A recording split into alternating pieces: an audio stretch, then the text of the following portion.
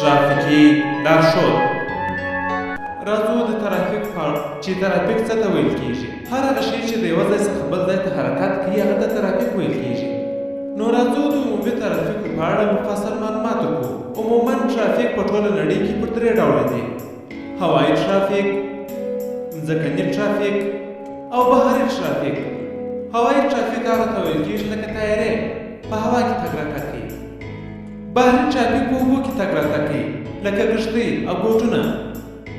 او دریم ډول یې زمیني یا د ځمکې ترافیک دی چې زموږ مکمل راتلونکی درس به پر زمیني ترافیک وي. په راتلونکو درسو کې به په دې پوه شو چې څنګه کولی شو پر جاده باندې تګ راتګ وکړو، د پیاده شمېرلو مسؤلیت څه دی، موږ پر جاده باندې موټر څنګه وچلوو، څنګه او کوم ځای زموږ د چلاو لپاره جوړ شوی دی. هغه کسان چې زما په رقم ترافیکي د ریښې اغوستي قانون هغو کسانو ته پولیس ترافیک وایي. خو کله چې د ساده ترافیک نوم اورو هغه هر هغه شی چې د یوه ځای څخه بل ځای ته حرکت